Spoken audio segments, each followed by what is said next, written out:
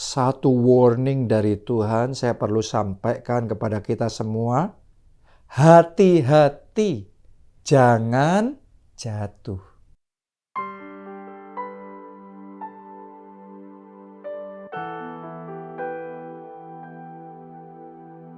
Nah, ini penting nih. Sekali lagi saya ulangi ya, supaya kena gitu, dapat kita.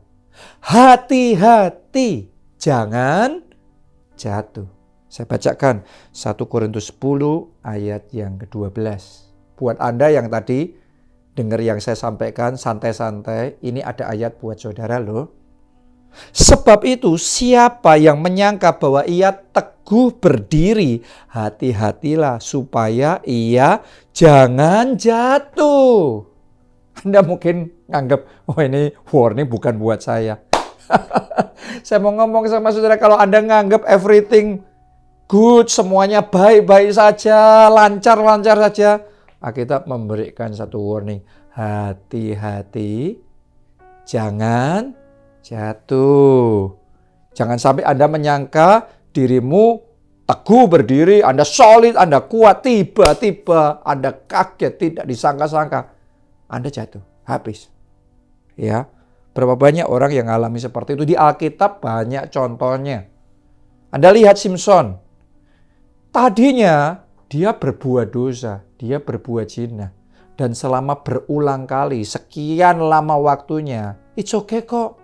Nggak ada dampaknya. Urapan Tuhan juga masih kuat. Kapanpun dia butuh kekuatan hebat itu selalu akan muncul. Walaupun berbuat dosa. Saudaraku, dia pikir dia aman. Dia pikir dia oke semuanya. Pagi itu dia bangun juga nggak ada masalah apa-apa. Seperti biasanya, sudah terbiasa gitu juga it's okay. Dosa itu it's okay. Tapi yang dia tidak sadari, ternyata hari itu dosanya sama, tapi konsekuensinya berbeda. Hari itu dia bangun tidur, dia pikir everything oke-oke saja. Tapi ternyata hari itu hari kejatuhannya. Hari itu dia ditaklukkan dan ditangkap oleh orang Filistin. Dan dia dibutakan matanya, dipenjara dan mengalami kejatuhan yang sangat menyakitkan. Kenapa? Karena nggak hati-hati. Makanya ini warning buat kita semua. Take it seriously. Hati-hati. Jangan jatuh. Kita yang selama ini main-main dengan dosa. Kita pikir masih oke kok. Nggak masalah kok. Nggak masalah. Diampuni Tuhan kok. Diampuni Tuhan kok. Tapi saudara nggak pernah tahu loh ya. Simpson juga berpikir hal yang kayak gitu. Tiba-tiba suatu hari kaget dia. Dan konsekuensinya sakit sekali. Karena itu bertobat. Hati-hati. Jangan jatuh. Terima warningnya, buka hati saudara. Karena Tuhan mengasihi saudara. Tuhan mau menyelamatkan kita. Anda coba lihat contoh berikutnya, yaitu Salomo. Dia pikir dia bisa dengan hikmatnya yang hebat itu mengendalikan istri-istrinya, gundi-gundinya yang banyak sekali itu. Namanya orang pinter, selalu bangga dengan kepinterannya. Merasa confident sekali. Apakah Anda confident dengan kepandaianmu, dengan hikmatmu, dengan pengalamanmu, yakin nih masih sukses nih, bisa ini. Salomo mikir gitu. Tapi ternyata justru di masa tuanya, nah ini, di masa tuanya Alkitab mencatat, istri-istrinya itu yang membelokkan hati Salomo dari Tuhan. Tadinya Salomo ngikut Tuhan sepenuh hati, sekarang mulai belok, mulai ikut nyembah ala-ala asing, dewa-dewa asing. Hati-hati saudaraku, Salomo jatuh bukan karena nggak pinter, tapi nggak hati-hati. Nah ini, saya mau ngomong sama saudara. Ya biarlah renungan ini jadi sesuatu yang kita ambil waktu untuk refleksi ya. Jangan sampai mengulangi kesalahan yang sama yang dilakukan oleh Salomo. Contoh berikutnya.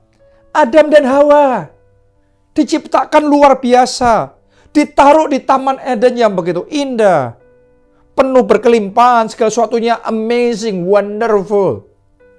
Ya, dan orang berpikir hari demi hari bangun dalam keadaan yang indah dan menyenangkan dan kelimpahan seperti itu, maka forever akan kayak gitu.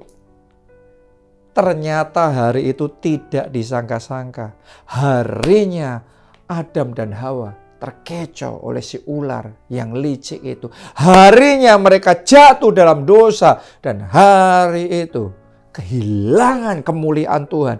Dan mereka diusir keluar dari Taman Eden dalam sekejap. Hidupnya berubah. Ngalami kejatuhan. Anda mungkin saat ini ada di keluarga yang kaya, semuanya tersedia, tercukupi. Kalau Anda lengah, firman Tuhan ngomong sama saudara loh, hati-hati jangan jatuh. Oke, karena anything can happen. Kita nggak ngerti. Saudara lihat aja contoh berikutnya Habel. Habel itu orang baik. Dia tuh cinta Tuhan. Waktu mempersembahkan korban, dia persembahkan yang terbaik buat Tuhan. Tapi Anda baca nggak kisahnya? Dia nggak hati-hati. Dia pikir semuanya baik kok, semuanya mengasihi, keluarga mengasihi. Ternyata kakaknya sendiri yang harusnya mengasihi dia, yang harusnya memprotek adiknya. Tiba-tiba memukul dia. Sampai akhirnya membunuh dia. Hari itu dia mati. Ya. Kenapa? Itu tidak disangka-sangka, saudaraku. Kalau Habel punya kehati-hatian, mungkin Kain berniat untuk membunuh pun nggak segampang itu. Itu mesti duel dulu. Dan nggak mungkin Adam dan Hawa membiarkan mereka. Oke? Jadi gara-gara kurang waspada, kita pun bisa diterkam. Yang kita tidak sangka-sangka. Karena itu warning firman Tuhan. Hati-hati. Jangan jatuh. Apalagi ngadepin lawan ya. Jangan ngeremehin ya.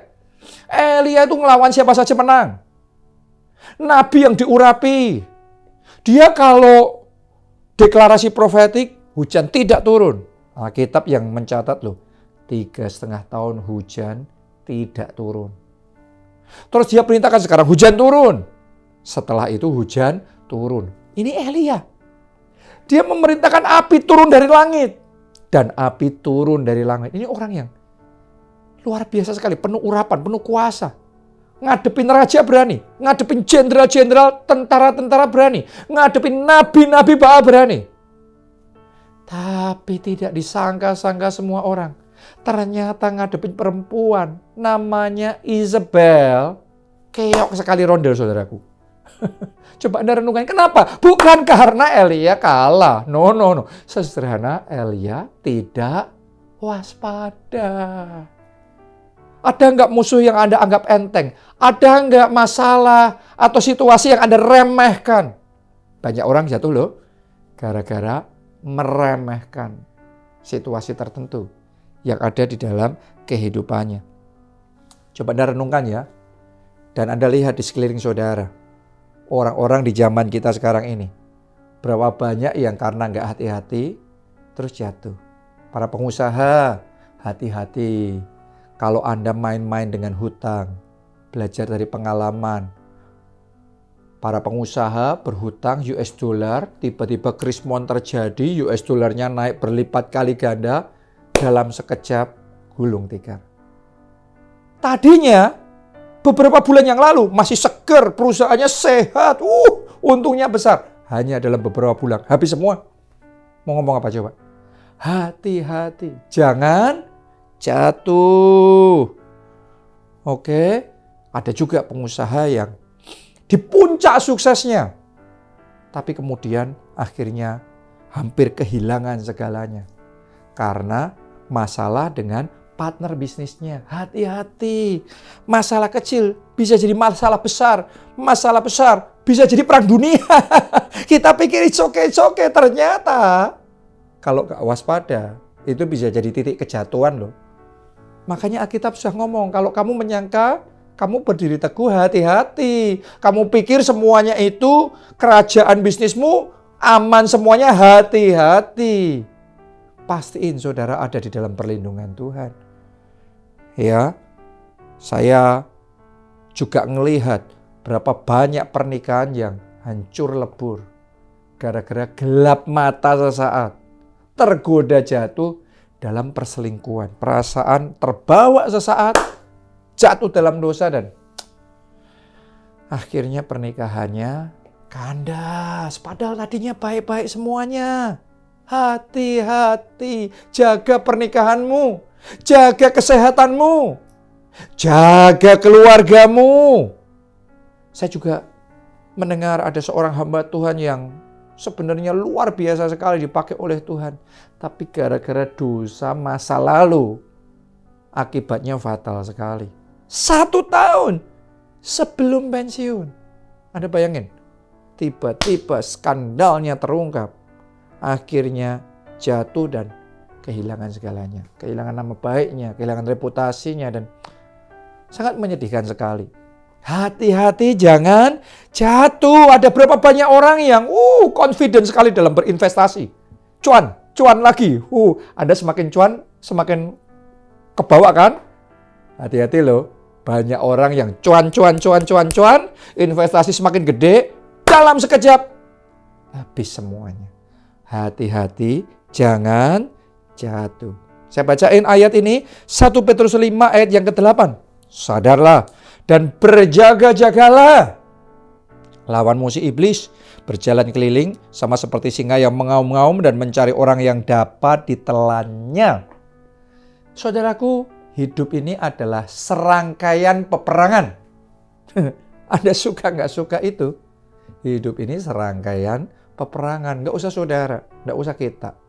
Daud orang yang disayang, dikasih banget sama Tuhan. Hidupnya tuh isinya perang. Dia harus perang menghadapi serigala. Perang berurusan dengan singa. Beruang, binatang buas. Taruhan nyawa saudaraku. Bisa menang pun nggak berhenti. Peperangan terus berlanjut. Berikutnya lagi lawannya lebih gede lagi. Goliat, raksasa yang persenjataannya lengkap itu. Saudaraku nggak habis-habis. Menang lawan Goliat, dia pikir, ternyata sekarang ngadepinnya mertuanya sendiri. Coba Anda pikir itu. Mertuanya sendiri, keluarganya sendiri. Ya, dan kemudian ngadepin orang-orang Filistin, ngadepin raja-raja, nggak ada habisnya. Seumur hidup Daud isinya dari peperangan pada peperangan. Battle after battle. Tapi hebatnya Daud gini, yang dia dapatkan victory after victory. Kemenangan demi kemenangan. Apa rahasianya? Anda catat baik-baik. Daud selalu ready for battle. Daud selalu bersiap untuk menghadapi peperangan. Karena itu dia tutup semua celah. Dia tidak biarkan musuh untuk mengambil kesempatan, untuk menjatuhkan dia, menjegal dia. Dia berjaga-jaga dengan segala kewaspadaan. Karena dia tahu yang namanya kehidupan ini nggak pernah berhenti. Battle after battle. Mungkin kadang kita capek ya dalam hidup kita yang ngadepin perang, terus masalah, terus. Hari ini saya berdoa, Tuhan memberikan kekuatan yang baru kepada kita. Tuhan memberikan anugerah yang baru kepada kita. Tuhan memberikan urapan yang baru kepada kita. Sehingga sekalipun tetap harus menghadapi battle after battle, tapi kita mengalami kemenangan demi kemenangan. Victory after victory. From glory to glory. Doa saya itu yang Tuhan kerjakan dalam hidup saudara. Salam keluarga Allah. Tuhan memberkati.